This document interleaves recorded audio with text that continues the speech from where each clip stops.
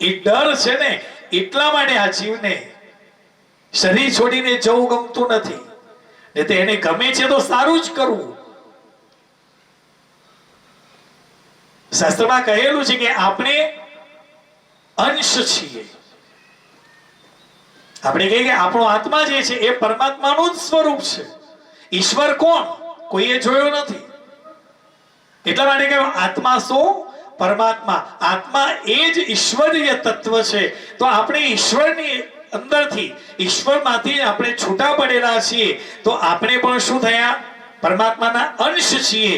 તો આ અંશ છે ને એ હંમેશા અંશી તરફ જ ગતિ કરે છે. અંશી એટલે પરમાત્મા. આપણે અહીંયા શું કામ આવ્યા? કે આ વસ્તુ આપણે ઘરે પણ કરી શકતા હતા. ઘરે બેસીને ટીવી ઉપર પણ સત્સંગ સાંભળી શકતા હતા. પણ આપણે આ કથાની અંદર આવે એની પાછળનું કારણ મારે એ અંશી જે છે ને એને પ્રાપ્ત કરવો છે. જે વસ્તુ જેમાંથી છૂટી પડી હોય એને પ્રાપ્ત કરવા માટે સતત પ્રયત્ન કરતો રહે. તમે જુઓ સમુદ્રની અંદરથી વાદળ જે છે ને એ જળને ખેંચી બાષ્પ રૂપે એ લઈ વાદળ બનાવે છે. વાદળ ઘટાટોપ થયું, કાળું ડિબાંગ વાદળ થાય અને કોઈક જગ્યાએ જઈને વરસે. એને જળ ક્યાંથી લીધું? સમુદ્રમાંથી. સમુદ્ર લઈને વાદળ જળ લઈ અને વાદળમાં આગળ ગયું. કોઈક જગ્યાએ જઈને એ વાદળે પાણીને વરસાવી દીધું. એ પાણી જે છે એ ત્યાંથી વહેતું વહેતું વહેતું વહેતું પાછું ક્યાં જાય છે? સમુદ્રમાં જાય છે. જેમાંથી પ્રગટ થયું એને જ મળવા માટેની કોશિશ કરે. એ જ રીતે આપણે ઈશ્વરીય તત્વમાંથી છૂટા પડેલા છીએ. આજે 80, 90, 100 વર્ષનું જે આપણે આયુષ્ય માનીએ એ તો સમય તો આપણે નક્કી કર્યો છે કે મનુષ્યનું આયુષ્ય 100 વર્ષનું છે. કેટલું લાંબુ જીવીએ એ અગત્યનું નથી, જેટલું જીવીએ એ કેટલું સારું જીવીએ એ અગત્યનું છે. અંતે 100 વર્ષે પણ આપણે જ્યારે પાછા જઈએ ત્યારે કોની અંદર ભળવાનું છે? અંશીમાં જ ભળવાનું છે. પણ અંશીને પ્રાપ્ત કરવા માટે એને જે સમય આપણને આપ્યો છે, જે આ મૃત્યુ લોકની અંદર તમને મોકલ્યા છે, તો તમે કર્યું શું? એ તત્વ વિશેની જાણકારી માટે આપણે સતત સત્સંગમાં જઈએ છીએ. કોઈ જગ્યાએ કથા થતી હોય તરત આપણી ઈચ્છા થાય કે ચલો આપણે કથામાં જઈએ. કેમ? એની અંદર એ જેને વાત થઈ રહી છે ને એ વાત સાંભળતા સાંભળતા આપણા મનની અંદર આનંદની અનુભૂતિ, આપણી અંદર આનંદ પ્રગટ થાય છે. એટલે પરમાત્મા કેવો છે? આનંદ સ્વરૂપ છે. શ્રીમદ ભાગવત તો પહેલો શ્લોક છે, સચ્ચિદાનંદ રૂપાય. સચ્ચિત અને આનંદ સ્વરૂપ છે. જ્યારે તમે 7 દિવસ કથાનું શ્રવણ કરો ને, દિવસ ક્યાં જતો રહેશે ને તમને ખ્યાલ નહીં આવે. સમય ક્યાં જશે તમને ખ્યાલ નહીં આવે. અને દિવસ ક્યાં પૂરો થઈ જશે અને કહે છે કે ભાઈ હવે કાલે જવાનું. 6 મહિનાથી વાતો કરતા હતા. આ દિવસો બહુ સરસ રીતે જતા રહ્યા. ભગવાનને એ જ પ્રાર્થના કરવાની છે, આ જે દિવસો સરસ રીતે ગયા ને આગળના દિવસો પણ આટલા જ સરસ રીતે જાય. દરેક જીવની ઈચ્છા હોય કે મારા દિવસ સારા જાય. તો સારા દિવસો ક્યારે જશે?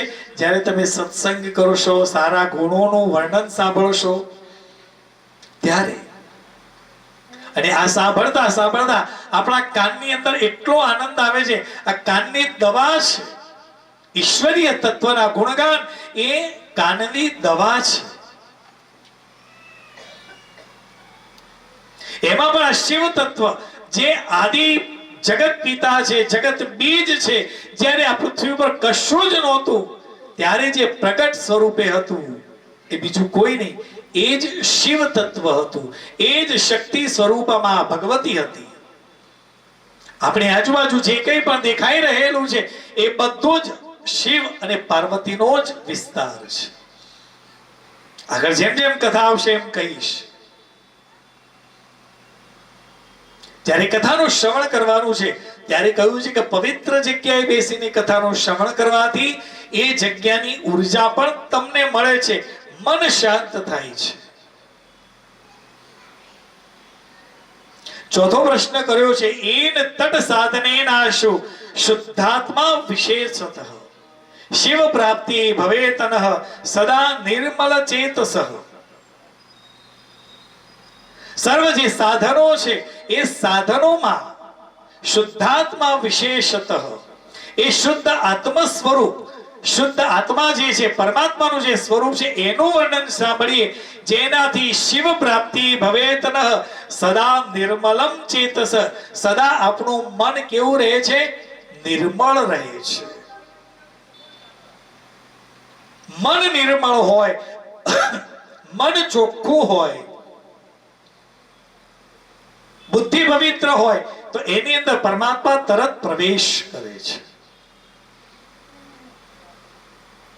કહેલું છે જ્યાં સુધી અંદર મનની અંદર ખોટા ભાવ છે, ખોટો વિચારો છે, ત્યાં સુધી ઈશ્વરની પ્રાપ્તિ થતી નથી. અને ઈશ્વરને પ્રાપ્ત કરવું હોય તો પહેલા અંદર જે છે ને આપણી અંદર જે ભરેલું છે, જે કચરો જે છે, હવે કચરો કયો છે એ તમને વધારે ખબર છે. એ કચરાને કાઢશો ને તો પછી અંદર કંઈક ઉમેરાશે. ઘડો આખો જ પાણીથી છલોછલ ભર્યો હોય અને એની અંદર આપણે ગંગાજળ ભરવું હોય તો જાય? ભરી શકાય નહીં. તો સમજો માણસ કયો? સમજો માણસ એ છે કે એ જે ઘડો જે છે ને એને પહેલા ખાલી કરી દે અને પછી અંદર ગંગાજળ પધરાવે ને અને પછી એનું પાન કરે તો એને મુક્તિ મળે. પણ ઘડો જ આખો છલોછલ છે, આપણે આખા ભરેલા જ હોઈએ તો પછી અહીંથી જે કંઈ પણ કહેવાય ને એ કેવું થશે? એ ઉભરાઈ અને બહાર જતું રહેશે. આપણે હતા એવા ને એવા. કથાનું શ્રવણ કરવા માટે આવેલા છીએ તો નક્કી રાખવાનું છે કે કંઈક પ્રાપ્ત કરીને જવું છે. આ પ્રવાસ ક્ષેત્રની અંદર આપણે આવીએ તો એક દિવસ આવીએ. આપણા ભાગ્યશાળી છીએ કે આ પવિત્ર એવા આસો મહિનાની અંદર આપણે આ સ્થાન ઉપર આવેલા છીએ ને આપણે અહીંયા રોકાવાના છીએ અને શિવ મહાપુરાણની કથાનું શ્રવણ કરવાનું છે. તો પછી આપણે મનને કેટલું પવિત્ર કરવાનું છે, શુદ્ધ કરો. મહાદેવનો મંત્ર જે છે એ મંત્રનો જપ કરતા કથાનું શ્રવણ કે શિવ શું છે એનો અનુભવ તમને ચોક્કસ થશે. સર્વ સિદ્ધાંત નિષ્પન્નમ ભક્ત્યાદિક વિવર્ધનમ શિવ તોષ કરમ દિવ્યમ શૃણુ વત્સ રસાયણમ. આજે 4 પ્રશ્નો કર્યા. એ પ્રશ્નના જવાબની અંદર સુતજીએ શૌનકાદિઓને કહ્યું છે તમે જે પ્રશ્નો કર્યા ને એ સાંભળીને મને ખૂબ આનંદ થયો છે. હવે તમે સર્વ સિદ્ધાંત નિષ્પન્ન, જે સર્વ સિદ્ધાંતોનું નિષ્પાદન કરી અને જે બુંદ કે જે તત્વ જે છે એના વિશે હું તમને કહેવા જઈ રહ્યો છું. શિવ તોષ કરમ દિવ્યમ, જેનું શ્રવણ કરવાથી શિવજી પણ પ્રસન્ન થાય છે. જ્યારે એના ભક્તો જ્યારે શિવના ગુણગાન સાંભળે ને ત્યારે એને મહાદેવને પણ અતિશય આનંદ થાય છે. શૃણુ વત્સ રસાયણમ, હે વત્સ, આજે કઈ પણ કહી રહ્યો છું ને એ કર્ણ રસાયણ છે. કહે છે કે સૌથી પહેલા આપણે પોથી યાત્રા કરી અને આજે પોથીને મસ્તક પર પધરાવીને લઈને આવ્યા ને એ શિવનું વાંગમયીન સ્વરૂપ છે. વાંગમયીન સ્વરૂપ એટલે શબ્દ સ્વરૂપ. ઈશ્વરને પ્રાપ્ત કરવો છે, ઈશ્વરના દર્શન કરવા છે, તો જ્યાં સુધી એના વિશે તમે સાંભળો ને ત્યાં સુધી દર્શન કેવી રીતે કરશો? જ્યાં સુધી એ તત્વને સાંભળીશું નહીં, સમજીશું નહીં, ત્યાં સુધી આપણને એની કથાની ખબર જ નહીં પડે કે એ તત્વ કયું છે. ઉદાહરણ તરીકે આપણે કહી શકીએ કે કોઈ પણ વ્યક્તિને કહીએ કે ભાઈ તમે ઊંઝામાં રહેતા રમાબેનને ઓળખો. હવે રમાબેન કેટલા હોય? એ રમાબેનનો ચહેરો તમારી આંખ આગળ આવે ખરો? ન આવે. કેમ? ઓળખતા જ નથી. તમને કહેવામાં આવે કે એમનો ચહેરો આવો છે, એ ગૌવર્ણા છે, આંખો મોટી છે, એમના નામનું નાક આવું છે, કાઠી એમનો બાંધો આવો છે, ફલાણી જગ્યાએ રહે છે, તો તરત આપણને હા ઓળખ્યા. શબ્દોથી જ્યારે તમારી સમક્ષ એનું વર્ણન કરવામાં આવ્યું તો તમને ખ્યાલ આવ્યો. તો એ જ રીતે આ ઈશ્વરીય તત્વ, આ શિવ તત્વ શું છે? આપણે ફોટા જોયા, પણ એ ફોટો એ તો કોઈ ચિત્રકારે બનાવેલો છે. જ્યારે એ સ્વરૂપ આપણી સમક્ષ આવીને ઊભું રહે તો આપણને ખબર પડે જ નહીં કે આ એ છે. તો સૌથી પહેલું કહ્યું કે આ શિવનું વાંગમય સ્વરૂપ છે, એને જ શિવ સ્વરૂપ સમજો, એનું શ્રવણ કરો, એનું સેવન કરવાનું છે. આવનારા 4 દિવસ આપણે સતત શિવના નામનું સેવન કરીશું ને ત્યારે આપણને શિવ તત્વ વિશેનો ખ્યાલ આવશે. જ્યારે તમે એ સાંભળતા એક સ્થિતિમાં આવો, પછી જ્યારે તમે મહાદેવના શિવાલયની અંદર જઈ અને દર્શન કરો ને ત્યાં તમારું મન સ્થિર થઈ જશે. કારણ જે મેં સાંભળ્યું ને એ જ સ્વરૂપ પ્રભુ મને દેખાયું છે, અને ત્યાં જ તમારું મન સ્થિર રહે. જ્યાં સુધી વાંગમય સ્વરૂપને તમે સમજો નહીં ત્યાં સુધી તમારું મન જે છે એ બીજું જે સ્વરૂપ છે એ દ્રશ્યમાન મૂર્તિ સ્વરૂપ જે છે એની અંદર સ્થિર થાય, બાકી ન થાય. તો આ શિવ મહાપુરાણનો ગ્રંથ જેને મસ્તક પર પધરાવ્યો એમને ખબર છે કે એનું વજન કેટલું છે. શિવ મહાપુરાણની કથાનું શ્રવણ કરવા માટે બેઠા છીએ ત્યારે આપણને એ ગ્રંથ વિશે અમુક માહિતી ખ્યાલ હોવી જોઈએ. કયું છે આ શિવ મહાપુરાણ ગ્રંથની અંદર? શ્લોક કેટલા છે કોઈને ખબર? સાંભળેલી છે એટલે પૂછું, તો યાદ રાખજો. કારણ અહીંથી ઘરે જાઓ ને એટલે છોકરાઓ કે પૌત્ર કે પૌત્રી, અત્યારે બધાની એક્ઝામ ચાલતી હશે એટલે આવી ના શક્યા હોય, તો દાદા દાદી આવેલા હોય તો બા તું જઈને આવી, શું સાંભળી આવી? બેટા હું શિવ કથા સાંભળી. અહીંયા શું આવે બા? બાકી મને જ ખબર નથી. તો શું સાંભળ્યું? કંઈક તો ખ્યાલ હોવો જોઈએ ને.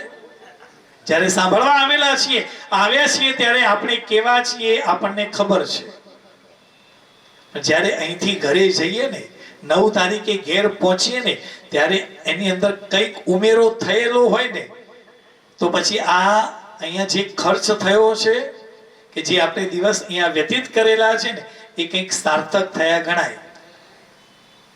અને જો અહીંથી ગયા પછી કંઈ ખબર નથી તો પછી આવ્યા હતા શેના માટે? એ તો ક્યારેય મળતું હતું.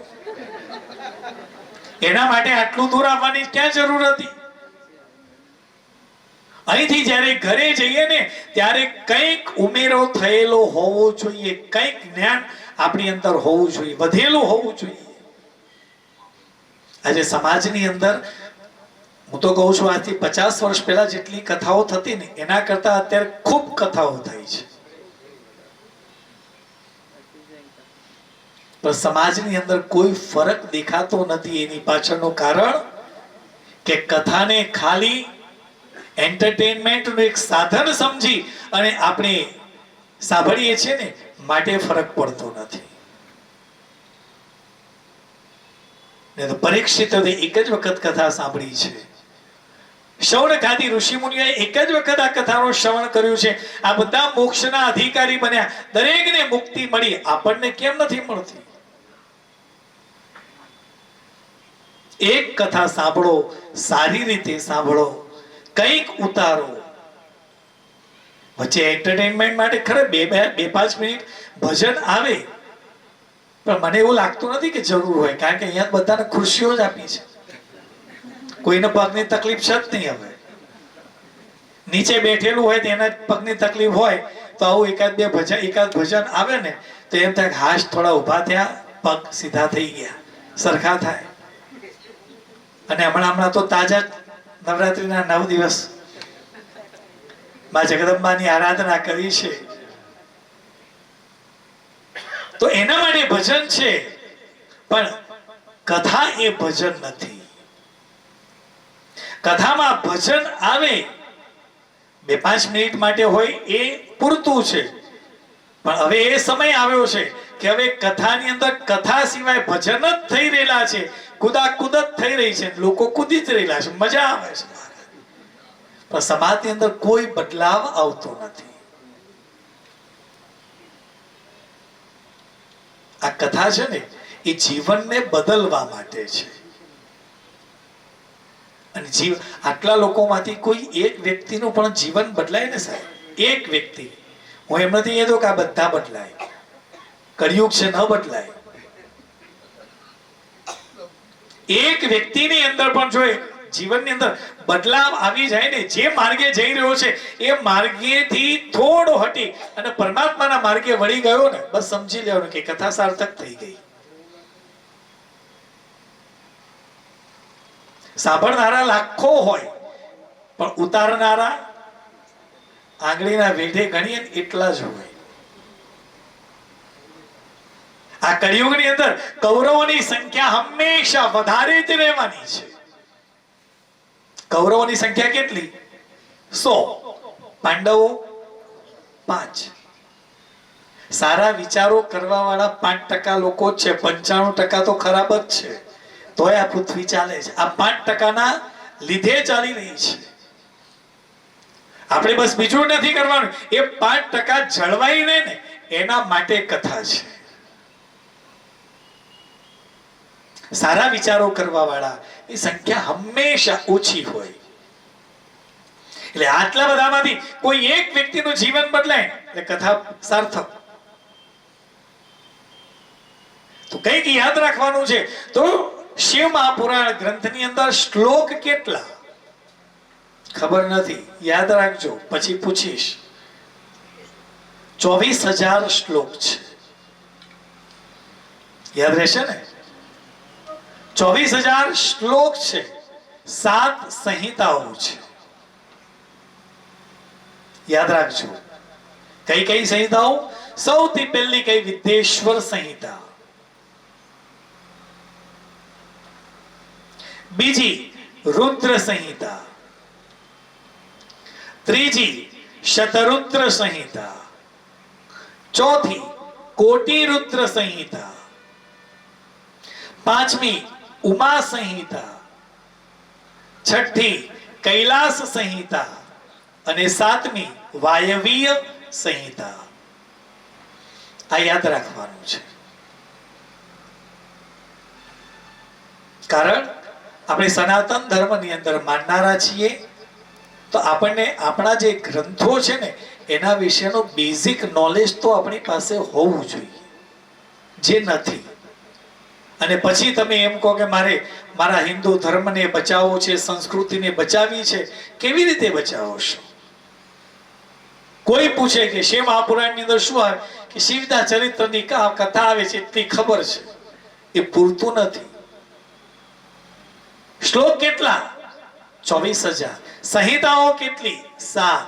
કઈ કઈ યાદ રહી? બાપજી ભૂલી ગયા. બહુ સરળ છે, યાદ રાખવું. પહેલું કયું? વિદ્યેશ્વર સંહિતા. બીજી રુદ્ર સંહિતા. ત્રીજી શત એટલે 100, શતરુદ્ર સંહિતા. ચોથી કોટી રુદ્ર સંહિતા. આ તો યાદ રહી જાય એવું છે. પાંચમી ઉમા સંહિતા. છઠ્ઠી કૈલાસ સંહિતા અને સાતમી વાયવીય સંહિતા. યાદ રાખજો. જેમ ભાગવતની અંદર, ભાગવત પણ હું તૈયાર કરાવડાવું છું આવી જ રીતે. મોટા ભાગે લોકો ભાગવતની કથા સાંભળે, શું સાંભળ્યું ખબર નથી. કેટલા શ્લોક છે, કેટલા સ્કંદ છે, રામાયણ છે તો રામાયણની અંદર કેટલા ખંડ છે એ આપણને ખબર હોવી જોઈએ. આપણે એ સમજવાનો પ્રયત્ન જ કરતા નથી. શ્રીમદ ભગવદ ગીતા ખબર છે? હા. કેટલા શ્લોકો? બધાને ખબર છે. કેટલા? 700 શ્લોકો. પણ એમાંથી કોઈ પૂછે કે શ્લોકો બોલેલા કે ખબર નથી. એ ગ્રંથને આપણે ખાલી ચોખા તિલક કરી, ચોખા ચડાવીને આપણે પધરાવી જ રાખ્યો, એને ક્યારેય ખોલીને વાંચવાનો પ્રયત્ન કર્યો જ નહીં. આપણા ગ્રંથો વિશે આપણને ખ્યાલ હોવો જોઈએ, માટે તમને વારંવાર યાદ કરાવું છું. રામાયણની અંદર જે વિભાગ છે એને શું કહેવાયું છે? કાંડ કહેવાયા છે. અયોધ્યા કાંડ ખબર છે ને? સુંદર કાંડ, બધા અલગ અલગ કાંડ છે. કિષ્કિંધા કાંડ, લંકા કાંડ, અરણ્ય કાંડ. એવી જ રીતે ભાગવતની અંદર સ્કંદ છે. ભાગવતની અંદર 12 સ્કંદ, 335 અધ્યાય, 18,000 શ્લોક, 5,76,000 અક્ષર. શ્રીમદ ભગવદ ગીતાની અંદર 700 શ્લોક છે. પણ આ શ્લોક કોને કોને કહેલા છે? કોઈ કહેશે?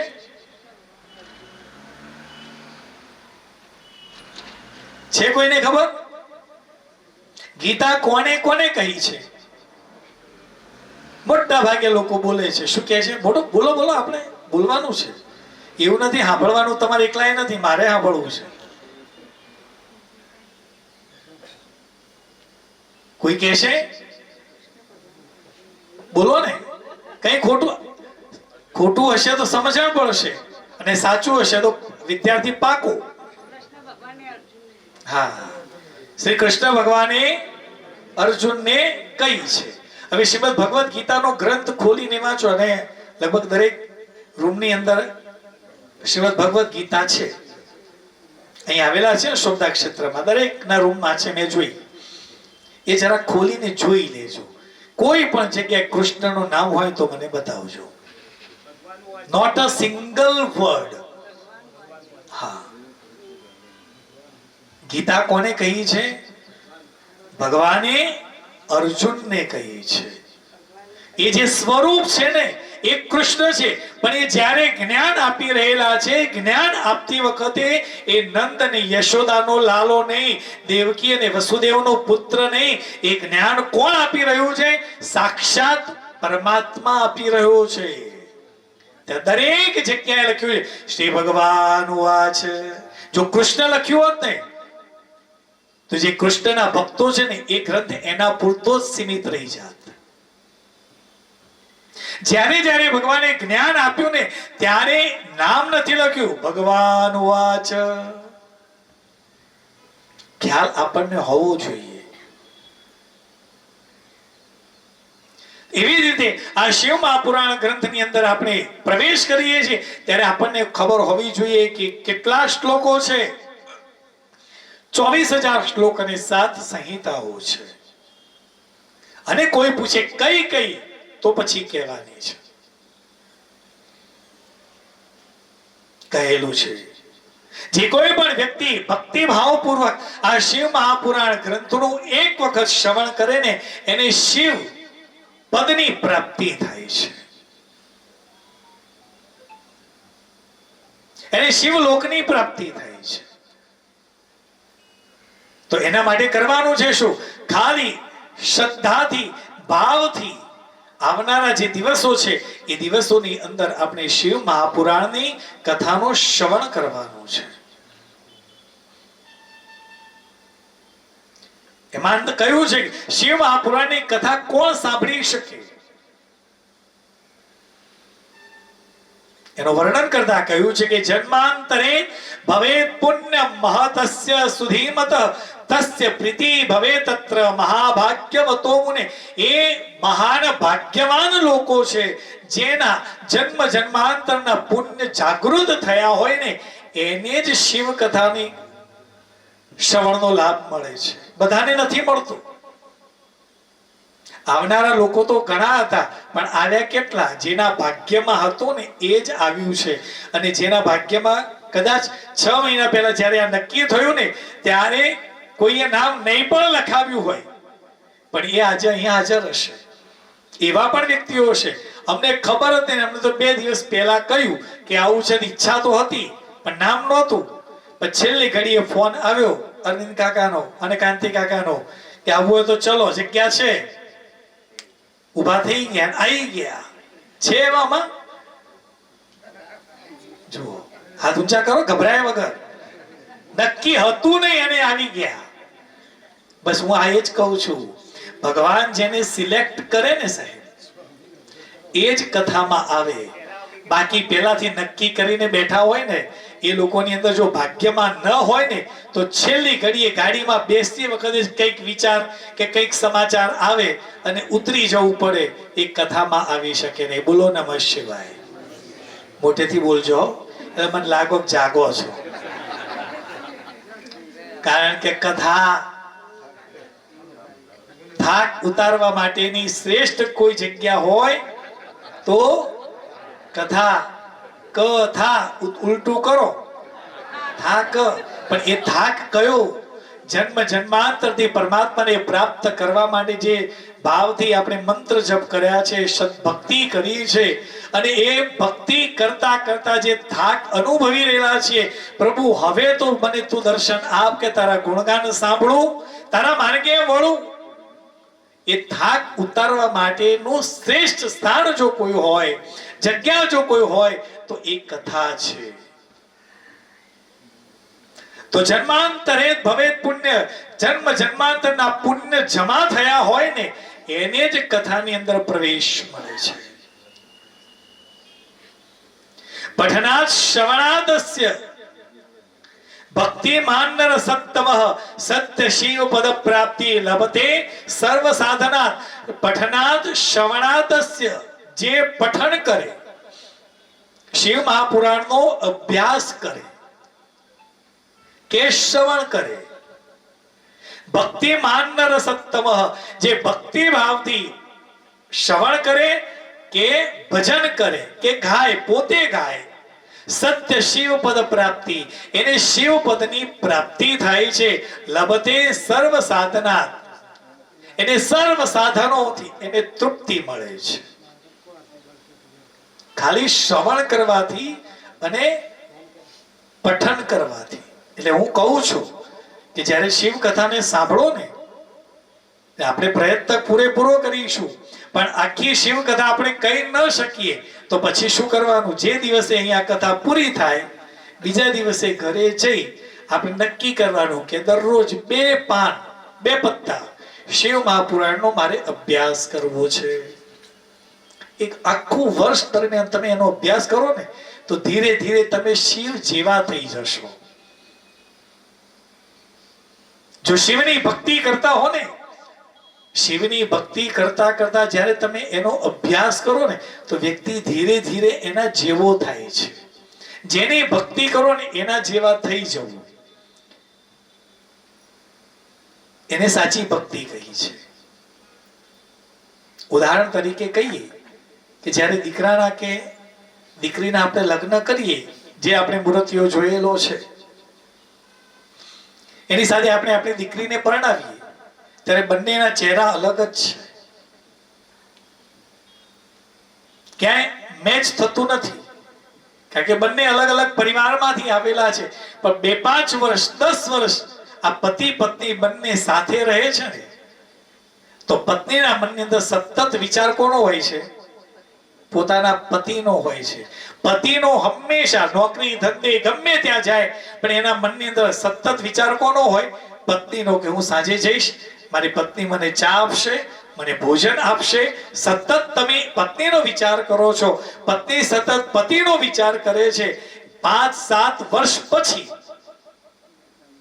જ્યારે દીકરી જે છે એ પિતાના ઘરે જાય, 5-1 વર્ષ પછી, તો ઘરમાં નાની બેન હોય ને, એ એમ જ કહે છે, દીદી તું છે ને દીક તો જીજાજી જેવી લાગે છે. આ 5-7 વર્ષની અંદર ફરક પડ્યો ક્યાં પડ્યો? સતત બંને એકબીજાનું જ ચિંતન કરે છે ને, એટલે એના જેવા થઈ જાય છે. પછી તમે જ્યારે એ બંને જણનો તમે ફોટો જુઓ કે બંને સાથે ઉભેલા જુઓ ને, તમને એમ લાગે ભગવાને જોડું આમ મેચ કરીને બનાવ્યું છે. મેચ કરીને બનાવ્યું નથી, મેચ થઈ ગયું છે. કેમ? સતત તમે જેનો વિચાર કરો ને એના જેવા થાઓ છો. તમે સતત પરમાત્માનો વિચાર કરશો ને, તમે સતત માતાજીના વિચારો કરતા, તો માતાજીની ભક્તિ કરતા હશો ને, તો ધીરે ધીરે અંદર તમારી અંદર પણ માતાજી જેવા ગુણો આવશે. તમે શિવની ભક્તિ કરતા હશો ને, ધીરે ધીરે તમને સંસાર પ્રત્યેથી, સંસારમાંથી તમને વૈરાગ્ય જાગૃત થશે. તમે સંસારમાં હવે રસ નથી, મને જરા એકલો રહેવા દો, સમાધિ મીટિંગોમાં બસ નથી જવું, અત્યાર સુધી ખૂબ ગયા, હવે તમે જાઓ. કૃષ્ણની ભક્તિ કરતા હોય એને સતત હંમેશા પ્રસન્ન રહેવું ગમે. જ્યાં જાય હંમેશા પ્રસન્ન રહે, પોતે પ્રસન્ન રહે અને સામેવાળાને પણ પ્રસન્ન કરે. જેવા ગુણોનો અભ્યાસ કરો, જેવા ચરિત્રનો અભ્યાસ કરો, ધીરે ધીરે તમે એના જેવા થઈ જશો. આજે કઈ પણ કહી રહ્યો છું ને, આ ગ્રંથોની અંદર વાંચ્યા પછી કહી રહ્યો છું. રામકૃષ્ણ પરમહંસ માં કાલીની પૂજા કરતા, અને આપણને બધાને ખબર છે કે માં કાલી એમને સાક્ષાત હતા. જેમ હું અહીંયા બેઠો છું, તમે સામે બેઠા, એ જ રીતે રામકૃષ્ણ પરમહંસ અને માં કાલી આ રીતે સામે બેસીને વાતો કરતા. એટલી ભક્તિ દ્રઢ હતી. માતાજીની ભક્તિ એટલી બધી દ્રઢ થઈ ગયેલી હતી, સાક્ષાત માતાજી સાથે વાતો કરતા રહેતા. એટલે ધીરે ધીરે એમના જીવનની અંદર, એમના શરીરની અંદર પણ બદલાવ આવી ગયેલો હતો. રામકૃષ્ણ પરમહંસ જ્યારે ચાલે ને, તો એમની ચાલ પણ સ્ત્રી જેવી થઈ ગયેલી હતી. એમની ગ્રંથોનો, એમની બાયોગ્રાફી જેને લખી છે, એમને વાંચો તો ખબર પડે કે એમને માતાજીની આટલી ભક્તિ કરતા હતા ને, તો રામકૃષ્ણ પરમહંસના શરીરની અંદર પણ સ્તન ધીરે ધીરે વિકાસ પામ્યા હતા. હનુમાનજી પણ એમને સાક્ષાત હતા. હનુમાનજી પણ હાજર હતા. એમની ભક્તિ એટલી દ્રઢ કે હનુમાનજીને હાક મારે, હનુમાનજી પ્રસન્ન થઈ અને તરત હાજર થઈ જતા હતા. જ્યારે છેલ્લો સમય આવ્યો ને, જેમને અગ્નિ સંસ્કાર આપવામાં આવ્યો, ત્યારે એમની ગુદાની ભાગે આટલું પૂંછડું પણ પ્રગટ થયેલું હતું. શરીરની અંદરથી એ ભાગ વિકસ્યો હતો. તો વિચાર, આ ભક્તિ કેટલી દ્રઢ. ભક્તિ આવી કરવાની છે સાહેબ, દ્રઢ થવી જોઈએ.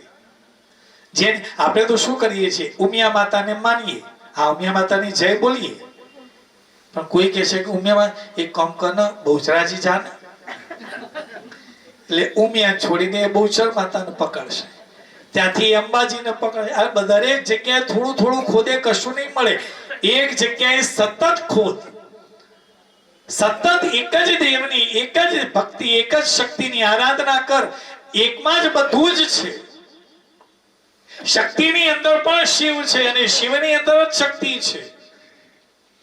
તમારી શ્રદ્ધા હશે ને, તો એ શિવલિંગની અંદરથી પણ જગદંબા પ્રગટ થશે, અને જગદંબાના દર્શન કરતા હશો એમાંથી શિવ પ્રગટ થશે. આનંદનો ગરબો આપણે કરીએ છીએ ને. વલ્લભ ધોળાએ એ બહુચર માતાની ઉપાસના કરે, ક્યાં ગયા? શ્રીનાથજી ગયા. શ્રીનાથજી બાબાને દર્શન કરવાની વાત આવી કે ભાઈ હું એના દર્શન ન કરું, મને એની અંદર બહુચર દેખાય. તો ત્યાંના જે પંડિતો હતા એમને કાઢી મૂક્યા, એમને માર માર્યો. પોતાના ભક્તની ઈચ્છા પૂર્ણ કરવા માટે આ જે શ્રીનાથજી બાબા છે ને, એ પણ નાકે નથ પહેરી મા બહુચરનું રૂપ લઈ અને એની સામે પ્રગટ થયા. જેવી તમારી દ્રષ્ટિ હશે ને, એવી સૃષ્ટિ બનશે. આ મહાત્મ્યની અંદર આપણે જ્યારે અભ્યાસ કરી રહેલા છીએ ત્યારે જે નવી વાત છે એ જ કહું છું, તમારો જે વિચાર છે ને એવું વિશ્વ બને છે. આપણે કહીએ કે વિશ્વ ખરાબ છે, દુનિયા ખરાબ છે, તો સમજી લેવાનું તમારા મનની અંદરના વિચારો બધા જ ખરાબ છે. નેગેટિવ વિચારો છે ને માટે તમને દુનિયાની અંદર બધું જ ખરાબ દેખાય છે. પણ તમારા વિચારો જેટલા પોઝિટિવ હશે, જેટલા વિચારો સારા હશે ને તમને બધું સારું દેખાશે. આ વિચાર જે છે ને એ જ વિશ્વ છે. અને ભગવાનને વિચાર, આ જે સૃષ્ટિ છે પરમાત્માએ પોતાને રહેવા માટે બનાવેલું ઘર છે. તો જ્યાં જોશો ને ત્યાં તમને બધું સુંદર લાગશે. નાના નાના પર્વતો છે, જંગલ છે, વૃક્ષો છે, એ વૃક્ષોની ઉપર લાગેલા જે ફૂલ છે, ફળ છે, એક એક શ્રેષ્ઠ છે. કારણ ભગવાને પોતાના માટે બનાવેલું છે, બધું જ સુંદર છે. પણ જ્યારે આપણી દ્રષ્ટિ ખરાબ હોય ત્યારે આપણને બધું જ ખરાબ લાગશે. માટે કહ્યું છે તમારા વિચારોને સરસ રાખો. જેવો વિચાર એવું તમારું વિશ્વ બને છે. હવે તમારું વિશ્વ તમારે કેવું બનાવવું છે એ ઉપર તમારા વિચારો ઉપર તમારો કંટ્રોલ હોવો જોઈએ. સારા વિચારો કરો, બધું જ સારું. ખોટા વિચારો કરશો કહેવાય દુર્યોધનને બધું પીળું જ દેખાય છે, બધા દુર્જનો જ દેખાય છે, અને યુધિષ્ઠિરને બધા જ સજ્જનો દેખાય છે. કેમ? પોતે સજ્જન છે ને એ સામે રહેલો વ્યક્તિ પણ સજ્જન દેખાય છે. જો આ દુનિયાને, આ પૃથ્વીને જો સ્વર્ગ બનાવી હોય ને તો દુનિયાને બદલવાની જરૂર નથી, પોતે બદલી જવાની જરૂર છે. આપણે પોતે બદલાઈ જઈએ, આપણે સારા થઈ જઈએ તો વિશ્વ સારું જ છે. પઠનાત શ્રવણાદસ્ય, પઠન કરવાથી, શ્રવણ કરવાથી ભક્તિ માનર સત્તમ, ભક્તિ ભાવથી શ્રવણ કરશો ને સત્ય શિવપદ પ્રાપ્તિ, એને શિવપદની પ્રાપ્તિ થાય છે. રાજસૂયેન યત પુણ્યમ અગ્નિષ્ટો શતનેચ તત્પુણ્યમ લભતે શંભો. કથા શ્રવણ માત્ર, કથાનું શ્રવણ કરવાથી રાજસૂય યજ્ઞ કર્યાનું પુણ્ય પ્રાપ્ત થાય છે. સાહેબ, ખાલી શ્રવણ કરવાથી. હવે રાજસૂય યજ્ઞ જ્યારે કરવા જઈએ તો કેટલો ખર્ચો થાય? તો ખાલી શિવ મહાપુરાણ ગ્રંથને ભાવથી શંભોને આરાધના કરશો ને શ્રવણ કરશો, તમને રાજસૂય યજ્ઞ કર્યાનું પુણ્ય પ્રાપ્ત થશે, કહેલું છે. એના પછી શિવ મહાપુરાણની અંદર શૌનકાદી ઋષિઓએ કહ્યું છે કે હે સુતજી, તમે પરમ જ્ઞાતા છો. કલ્યાણકારોની અંદર જે કલ્યાણકારી સાધન જે કોઈ હોય એ આપ અમને કહો. ત્યારે આ કળિયુગની અંદર ખાલી કથાનું શ્રવણ કરવાથી કયા કયા પાપીઓ શુદ્ધ થાય છે એ કૃપાપૂર્વક અમને જણાવો. ત્યારે સુતજીએ કહ્યું છે કે હે, જે કોઈ પણ મનુષ્ય દુરાચારી છે, ખલ છે, કામી છે, ક્રોધી છે વગેરે નિરંતર સતત આ વિકારોની અંદર જે ડૂબેલો છે એ વ્યક્તિ જો આ શિવ મહાપુરાણનું શ્રવણ અને પઠન કરે તો એ અવશ્ય શુદ્ધ થાય છે. એ વાતને દર્શાવવા માટે એમને ઉદાહરણ સ્વરૂપ એક કથાનું શ્રવણ કરાવતા કહી રહેલા છે કે આસિત કિરાત નગરે બ્રાહ્મણો જ્ઞાન દુર્બલ, દારિદ્રો રસ વિક્રેતા, દેવ ધર્મ પરાંગ મુખે. એક કિરાત નામનું નગર હતું. આ નગરમાં દેવરાજ નામે એક બ્રાહ્મણ રહેતો હતો. આ બ્રાહ્મણ કેવો છે? કહી રહેલા છે કે બ્રાહ્મણો જ્ઞાન દુર્બલ, એ જ્ઞાનથી દુર્બળ છે. જન્મથી તો બ્રાહ્મણ હતો જ, પણ જ્ઞાનથી દુર્બળ છે. આપણે એવું માનીએ કે કોઈનું શરીરનું અંગ ભંગ હોય તો આપણે એને દુર્બળ કહીએ છીએ. અહીંયા શાસ્ત્રકારો કહે છે કે જેની પાસે જ્ઞાન નથી, જેની પાસે વિદ્યા નથી, એ દુર્બળ છે. જ્ઞાનથી પવિત્ર જીવન જીવી શકાય છે, જ્ઞાનથી જ પરમાત્મા સુધી પહોંચી શકાય છે, જ્ઞાનથી જ પરમાત્માને પ્રાપ્ત કરી શકાય છે. આ બ્રાહ્મણ કેવા કામ કરે છે તો કહ્યું છે રસ દરિદ્રો રસ વિક્રેતા. એક તો દરિદ્ર છે અને સાથે રસ વિક્રેતા એટલે મદિરાનો વેપારી છે. શરાબનો વેપાર કરે છે. એટલું જ નહીં, ધર્મથી અને દેવથી વિરુદ્ધ જીવન જીવી રહ્યું છે. પોતાના જે વૃદ્ધ માતા પિતા છે, પોતાના પુત્ર માટે સતત ચિંતિત છે કે મારો દીકરો ધર્મ વિરુદ્ધ અને દેવ વિરુદ્ધનું કાર્ય કરી રહ્યો છે. માતા પિતાને ચિંતા છે કે સમજાવે છે કે બેટા આપણે બ્રાહ્મણ છીએ, ત્યારે જ્ઞાન પ્રાપ્ત કરવાનું છે, જ્ઞાનને સંપાદન કરી લોકોને ધર્મના માર્ગે વાળવાના છે, અને તું આવા ખરાબ કાર્ય કરે. માતા પિતા ચિંતિત છે.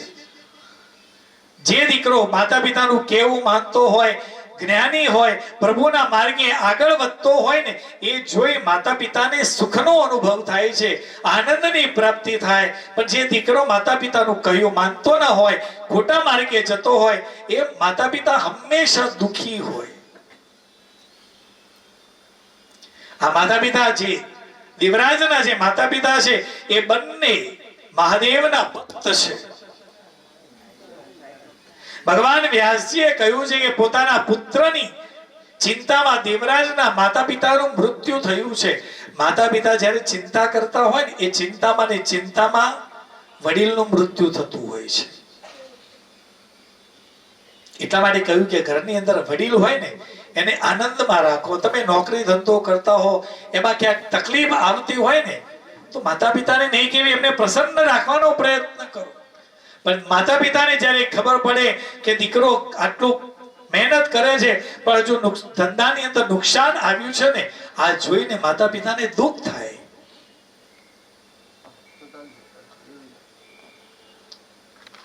આ દેવરાજ ના માતા પિતાનું મૃત્યુ થયું ને, ત્યારે દેવરાજને જે જોઈતું હતું એ મળી ગયું. કારણ કે માતા પિતા હતા ને, એ દરરોજ સવારે ઘરેથી નીકળે, સાંજે પાછો આવે ને, એટલે માતા પિતા કે બેટા શું કરીને આવ્યો? જીવનમાં કઈ સારું કામ કરતો નહોતો. માતા પિતા સતત ચિંતામાં રહેતા.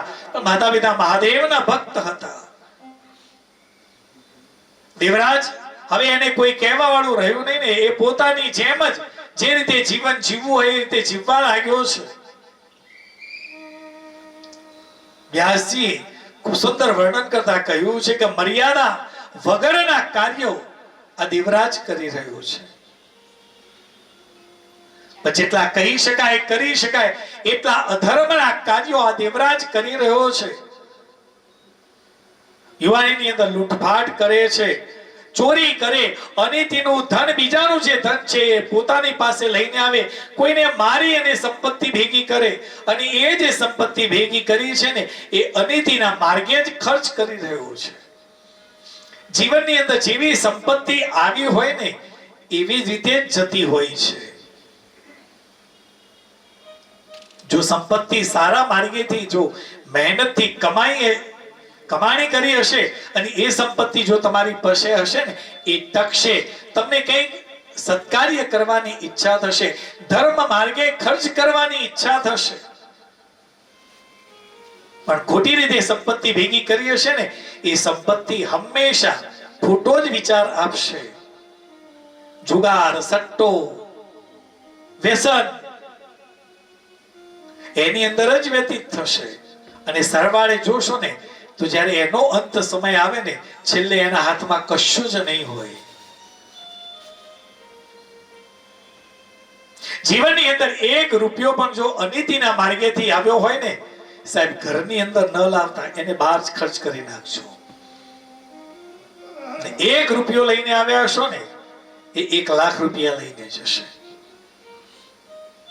પણ નીતિથી 1 રૂપિયો કમાયેલા હશો ને, ભલે દુનિયા તમારા કરતા 100 ડગલા આગળ વધી ગઈ, પણ તમે 1 રૂપિયો કમાયેલા હશો ને, એ તમારો 1 રૂપિયો તમારું એક ઠોસ પગલું હશે, તમારે પાછું વળવું નહીં પડે. પેલો 100 ડગલા આગળ ચાલ્યો હશે ને, એને 100 ડગલા પાછળ આવવું પડશે, અને જોશો એ તમારી પાછળ જ ઊભો હશે.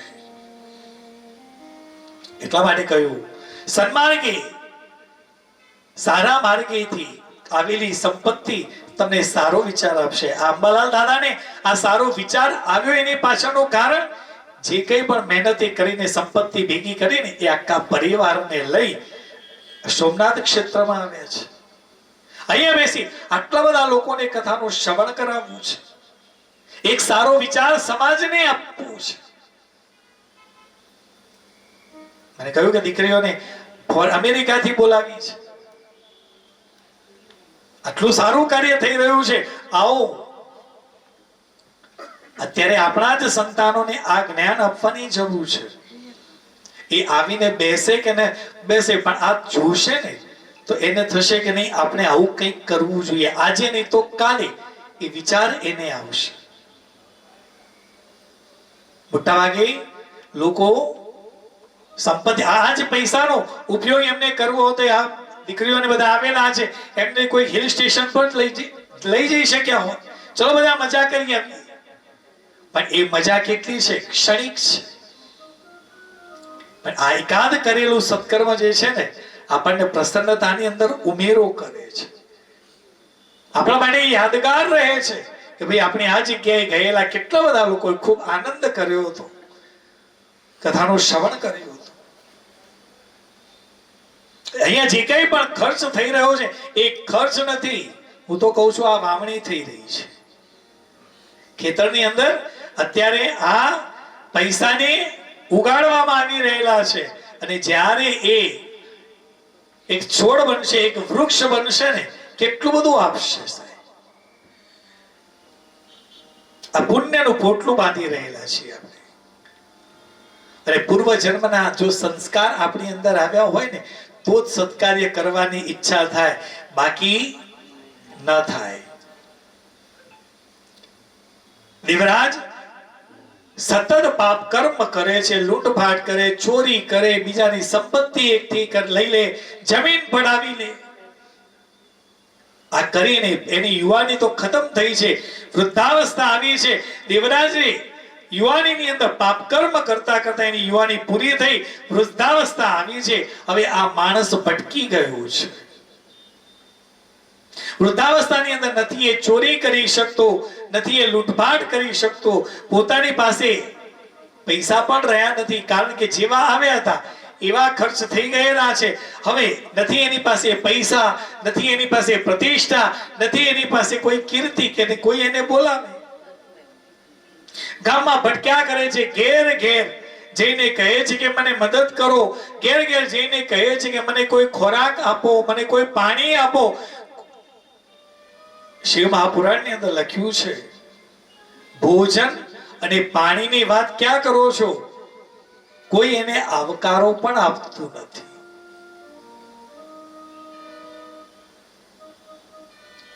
જીવનની અંદર જો તમે સારું જીવન જીવ્યા હો ને, તો કોઈક વ્યક્તિ તમને આવકારો આપે. ભલે આપણે રહેતા હોઈએ અમદાવાદમાં કે સુરતમાં કે મુંબઈમાં કે દુનિયાના કોઈ પણ જગ્યાએ રહેતા હોઈએ, પણ જ્યારે આપણે પોતાના વતનમાં આવીએ ને, ત્યારે વતનની અંદર આપણું ઘર હજુ ખોલીએ કે ન ખોલીએ, પણ ખોલતા પહેલા ગામના લોકો આવીને આપણને બોલાવે, અરે આવો ને, એ તો બધું સાફ થશે, કરાવીએ છીએ, આવો અમારા ઘરે. તો સમજી લેવાનું કે આ જીવનની અંદર આપણે બીજું કંઈ પ્રાપ્ત કર્યું કે ન કર્યું, આપણે લોકોનો પ્રેમ તો એટલો જ પ્રાપ્ત કર્યો છે. ભલે ગામમાં રહ્યા કે ન રહ્યા, પણ ગામની અંદર જઈએ ત્યારે ગામનો દરેક વ્યક્તિ આપણને આવકારે છે કે આવો, બેસો. આ ક્યારે કરે? સામે તમે પણ એ વ્યક્તિને આવકાર્યો હોય, તમારા ઘરે એને બોલાવ્યો હોય, તો જ આ બને. બાકી તમે જો કોઈને આવકાર્યા ન હોય તો તમને કોણ આવકારે? અહીંયા કોઈ એને આવકારતું નથી, ભટકે છે. વ્યસની માણસના શરીરમાં અનેક પ્રકારના રોગ આવી ગયેલા છે, કારણ કે જીવનની અંદર કંઈક સારું કાર્ય કર્યું નથી, વ્યસન કર્યું છે. યુવાનીની અંદર વ્યસન કરેલું હશે ને એની સજા વૃદ્ધાવસ્થામાં ચૂકવવી પડે છે સાહેબ. યુવાની હોય ને ત્યારે તો પથરા ખાશો ને એ પચી જશે, પણ પછી એની સજા ક્યારે મળે? વૃદ્ધાવસ્થાની અંદર.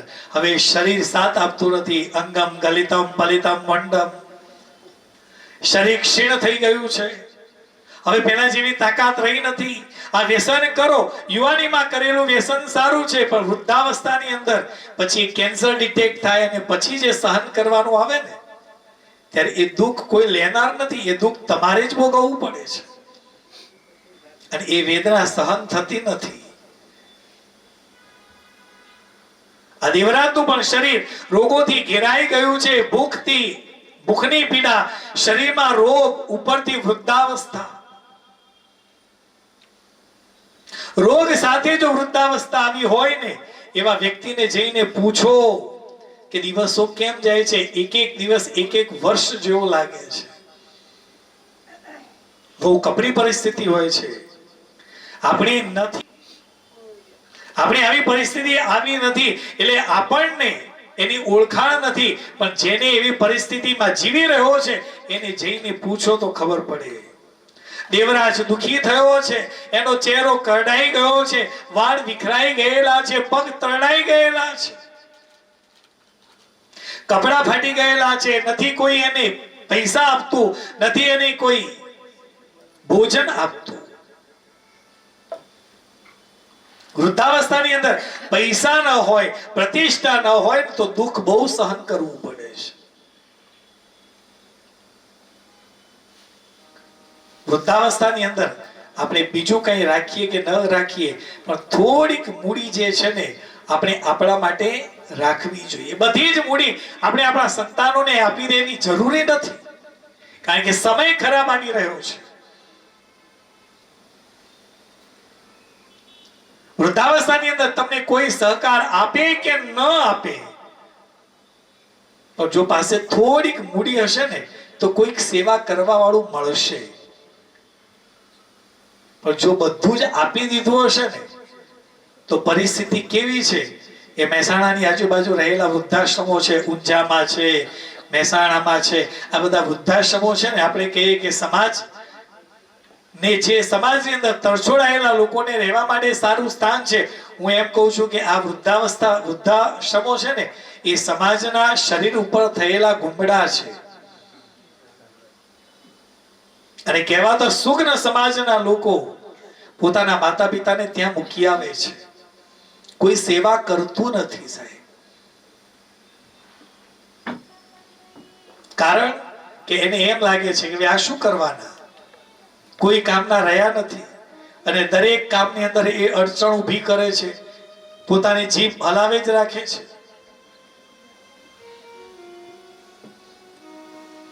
રિટાયરમેન્ટ આવી ને સાહેબ, અમારે મોટા ભાગે રિટાયર્ડ છે લોકો. રિટાયરમેન્ટની અંદર મોટા ભાગે જોઈએ ને, જ્યાં સુધી નોકરી કરતા હોઈએ, બિઝનેસ કરતા હોઈએ ને ત્યાં સુધી શરીર સારું રહે છે, કારણ કે મહેનત કરવાની હતી. યુવાનીની અંદર મહેનત કરી, એકઠું કર્યું, પણ હવે 58 વર્ષે ગવર્મેન્ટ જો રિટાયરમેન્ટ આપતી હોય તો પછી 58-60 વર્ષે દરેક ભાઈઓએ, હું તો કહું છું, રિટાયર્ડ એટલે પછી એવું નથી કે કંઈક કરવું નહીં, તમારી ગમતી પ્રવૃત્તિ કરો, ખાલી તમારી જગ્યા બદલાઈ છે, બાકી કામ તમે જે કરો એ કરી શકો છો. પણ મોટા ભાગે જોઈએ છે કે વૃદ્ધાવસ્થા રિટાયરમેન્ટ થયેલો વ્યક્તિ જો એની ગમતી પ્રવૃત્તિની અંદર એ રસ લેશે ને તો એને આગળની જીવનની મજા આવશે. પણ રિટાયર થયા પછી હવે મારી પાસે કોઈ જ કામ નથી, આ રોગનું ઘર બની જશે. એ શરીરની અંદર રોગ આવી જાય. હવે મારે કરવાનું શું? નથી ઓફિસ જવાનું. અરે ઓફિસ નથી જવાનું, બીજું તો કાર્ય કર. ખાલી જગ્યા બદલાઈ છે, તમને જે ગમે એ કરો. 58 વર્ષ સુધી તમે સમય સાચવ્યો, સમયસર ઓફિસે પહોંચ્યા, નોકરી કરી, ધંધો કર્યો. હવે રિટાયર્ડ થયા પછી મને ગમે હું કરું. આજે મારી ઈચ્છા છે કે બસ મારે તારી ભક્તિ કરવી છે, બેસીને ભગવાનનું નામ લો, બીજું કાંઈ કરવું નથી. સમાજની સેવા કરવી છે, સમાજનું કોઈ સારું કાર્ય કરવું છે તો એ કરો, પણ એની અંદર જવાબદારી નહીં, બસ હું કરીશ. એટલે મોટા ભાગે લોકો જે રિટાયર્ડ થયા પછી એમને ગમતી પ્રવૃત્તિ કરવા લાગ્યા ને, એ લોકોનું જીવન ખૂબ સુંદર રીતે જઈ રહેલું છે. પણ જે રિટાયર્ડ થયા પછી જે વ્યક્તિ એમ માન્યું હવે મારી પાસે કશું જ નથી, સાહેબ 12 મહિનામાં તો જતા રહ્યા છે, ઉકલી ગયા છે. રિટાયર્ડ કઈ જ નહોતું, પણ અચાનક જ એમને એમ થઈ ગયું કે બસ રિટાયર્ડ થયા પછી પેન્શન પણ ભોગવી શકતા નથી.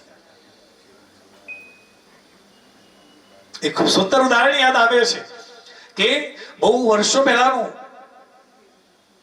એક વાત છે. એક નગર હતું, એ નગરની અંદર એક ઔષધિ આયુર્વેદ આચાર્ય વિદ્વાન હતા. ગામનો કોઈ પણ વ્યક્તિ એની પાસે જાય ને, એની આંખમાં જોઈને ખબર પડી જાય કે આને કયો રોગ છે, એટલો તેજસ્વી. એ ગામની અંદર કોઈને કોઈ તકલીફ જ નહીં, એટલું સરસ રીતે આ આયુર્વેદાચાર્ય જે હતા ને ખૂબ સુંદર રીતે બધાને રાખ્યા છે.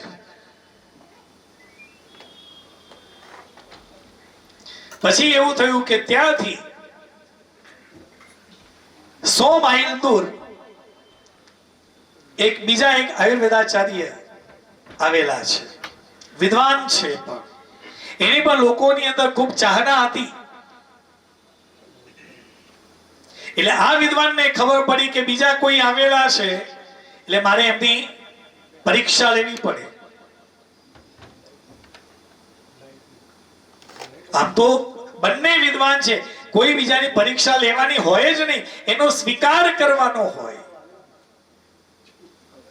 પણ આ જે ગામના વિદ્વાન હતા આયુર્વેદાચાર્ય, એમને થયું કે નહીં મારે પરીક્ષા લેવી પડે.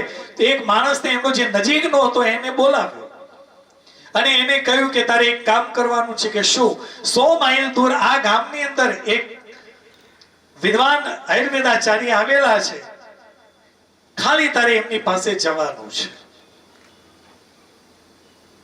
આ બાપજી જાઓ, ત્યાં જઈને મારે એમને પૂછવાનું શું? કશું જ પૂછવાનું નથી, ખાલી જઈને તારે એમને મળવાનું છે, એની પાસે બેસવાનું, મળીને તારે પાછા આવતું રહેવાનું. કે હા, આ ભાઈને તૈયાર કર્યો છે. એ ભાઈ નીકળતો હતો. એ જ સમયે આજે વિદ્વાન આયુર્વેદાચાર્ય હતા, એમને કહ્યું કે તું જ્યારે જઈ રહ્યો છે, જ્યારે પણ તને ક્યાંય થાક લાગે કે ભોજન કરવું છે કે આરામ કરવો છે, ત્યારે આંબલીના ઝાડ નીચે બેસવાનું. આમ સૂઈ જવું છે, આંબલીના ઝાડ નીચે. ભૂખ લાગી છે, આંબલીના ઝાડ નીચે બેસીને ભોજન કરવાનું, બસ બીજું કંઈ જ નહીં. આ વ્યક્તિ જે આયુર્વેદાચાર્ય હતા, એમને કહ્યું એ પ્રમાણે ચાલતો ચાલતો ચાલતો 100 માઇલ દૂર આ ગામમાં પહોંચ્યો. આ ભાઈ આંબલીના ઝાડ નીચે બેસી બેસીને ગયો ને, એનું શરીર દુબળું થઈ ગયેલું હતું. પેલા વિદ્વાનની પાસે ગયા, વિદ્વાનની પાસે જઈને બેઠા, વાતચીત કરી, ક્યાંથી આવો છો, શું છે, આ બધી વાત કરી. કોને મોકલ્યા છે? એમને કહ્યું ફલાણા આયુર્વેદાચાર્યએ મને મોકલ્યો છે. શરીર દુબળું થઈ ગયેલું, એના ગુણો, આંબલીના ગુણો એવા કે વ્યક્તિ ત્યાં પહોંચ્યો ત્યાં સુધીની અંદર શરીર એનું કેવું થઈ ગયું? દુબળું થઈ ગયેલું હતું. એટલે વ્યક્તિને ખબર પડી ગઈ. મળી લીધું? હા. હવે તમે કે હવે હું પાછો મારા નગરમાં જવાનું એમ? હા. એ નીકળ્યા ત્યારે એ જે વિદ્વાન હતા એમને કહ્યું કે અહીંથી જ્યારે તમે તમારા નગર તરફ જઈ રહેલા છો, થાક લાગે, ભૂખ લાગે, આરામ કરવો હોય ને, ત્યારે લીમડાના ઝાડ નીચે જ બેસજો. કહ્યું કે ઠીક છે. 100 માઇલનો પ્રવાસ કરતા કરતા કરતા કરતા આ વ્યક્તિ પાછો પોતાના નગરમાં આવ્યો જે 100 માઇલ ચાલીને ગયેલો દુબળો થઈ ગયેલો હતો એ જ્યારે પાછો લીમડાના ઝાડ નીચે બેસીને જ્યારે પાછો પોતાના નગરમાં ગયો એટલે હતો ને એવો જ થઈને ગયો. એને જોઈ આ વિદ્વાન જે આચાર્ય હતા એમને કહ્યું કે પરીક્ષામાં એ પાસ થઈ ગયા. આ કથા એ કહેવા માંગે છે કે આંબલીના ઝાડ નીચે, આંબલીનું ઝાડ તમારે સતત પ્રવૃત્તિ, યુવાની હતી ને ત્યારે વ્યક્તિએ રાત દિવસ જોયા વગર દોડ કરી છે, મહેનત કરી, પૈસા ભેગા કર્યા, ધંધો કર્યો, એક ફેક્ટરીમાંથી બીજી કરી, ત્રીજી કરી, ચોથી કરી, કેટલાય લોકોને જોબ આપી. એ વ્યક્તિએ પોતાના શરીર તરફ લક્ષ્ય આપ્યું જ નથી. પણ જ્યારે રિટાયર્ડ થયા ને ત્યારે હવે બીજું કાંઈ નથી કરવાનું. આ લીમડાનું ઝાડ આ રિટાયરમેન્ટ બતાવે છે કે રિટાયર્ડ થયા પછી આપણને જે ગમતી પ્રવૃત્તિ હોય ને એ કરતા રહેશો ને તો એ જીવનનો આનંદ આપશે. તમારી ગમતી પ્રવૃત્તિ એટલે જે કાર્ય માટે આપણે અહીંયા આવેલા હતા, હવે બસ પ્રભુ તારું કાર્ય કરવું છે. હવે ઓફિસમાં કોઈ ટાઈમ મારે ભરવાનો નથી, શાંતિથી બેસીને આજે ભજન કરવું છે, આજે મારા મિત્રોને મળવા જવું છે, આજે મારે સમાજના કોઈ સારા કાર્યની અંદર હાજરી આપવાની, ક્યાંક જઈને કોઈ સત્કર્મ કરવું છે, બસ હું મારી આ રીતે કરીશ. ઓફિસની અંદર હું નહીં આવું. તો તમે ફરીથી તંદુરસ્ત થશો. જે 50-60 વર્ષ સુધી જે દોડ કરી છે, શરીરને ઘસ્યું છે ને, એ 60 વર્ષ પછી જ્યારે તમે આવું કાર્ય કરશો ને એનાથી તમારી વૃદ્ધિ થશે. જેવા આવ્યા હતા ને જતી વખતે પણ તમે એવા જ રહેશો. શરીરની અંદર કોઈ રોગ નહીં હોય, પ્રસન્ન રહેશો. અને એ જ પ્રસન્નતાથી જ્યારે આ જીવ પરમાત્માની અંદર જ્યારે લીન થાય ને ત્યારે લોકો કહેશે કે જેવો આવ્યો તો ખૂબ સુંદર જીવન જીવીને આ વ્યક્તિ ગયો છે. આ એ બતાવે છે. રિટાયર્ડ થયા પછી એવું નહીં કે બધું છોડી દેવું, નહીં, ગમતી પ્રવૃત્તિ કરો.